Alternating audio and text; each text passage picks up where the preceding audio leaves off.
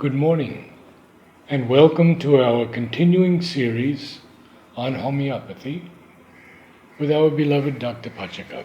Namaste. What about tonsillitis, which is rather common still, I think? Yes. See, basically, tonsils are a lymphoid tissue in throat, and the primary function of tonsils is to arrest any possible infection going deeper to respiratory tract. So we call tonsils as guards. So whenever there is some sort of infection, always tonsils will get inflamed and resolve it there. And again, they are connected with the lymph nodes, corresponding lymph nodes. So any bacterial infection, whatever comes there, that again settles in tonsil. The inflammation is there, and with this inflammation, the bacteria are killed. So during the process of this inflammation, the child or the person may develop fever. And many times we have seen that the child gets sudden rise of temperature. I have seen some cases where in Fahrenheit 103, 104 degree Fahrenheit the child gets fever. But the best part of this is there are only local symptoms.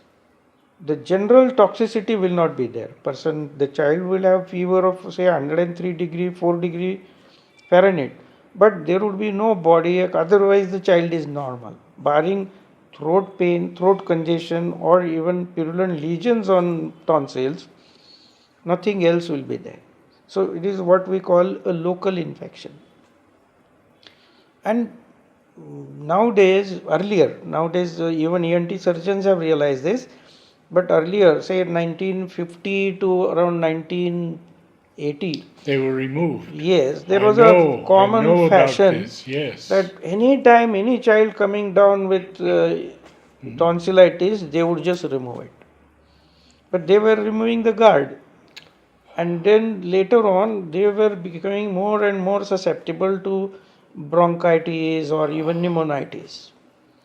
So, what we do in homeopathy is we just study the pattern of tonsillitis to what the child is susceptible, and based on that, we give the remedies so that the child develops immunity against those bacteria, and therefore the recurrence of tonsillitis can be 100% cured with homeopathy.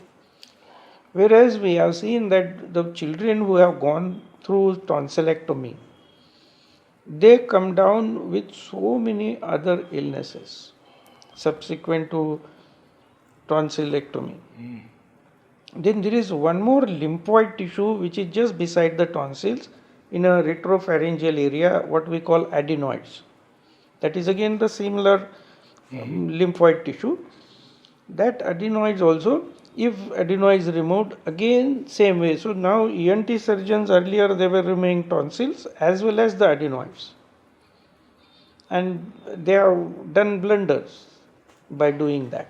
But now even ENT surgeons have realized that tonsillectomy is not a proper remedy, whereas we have to just treat the individual so that the individual develops good immunity.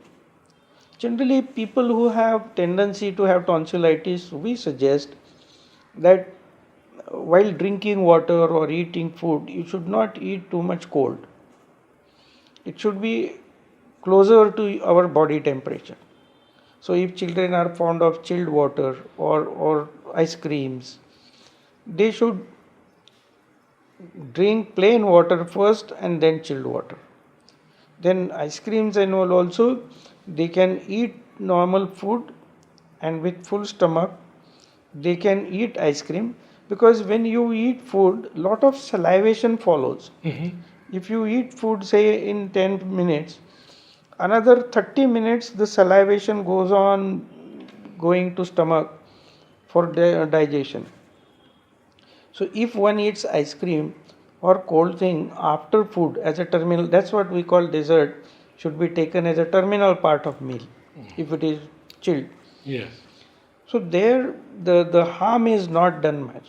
It's not a sudden contrast.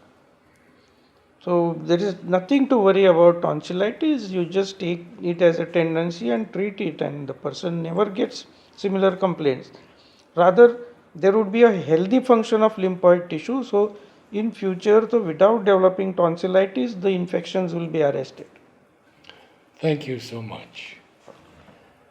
I'd like to invite you all to write to me, Narada, Narada 12 @gmail.com, with any questions you would like to put to Dr. Pachegaonkar, and we will certainly address them.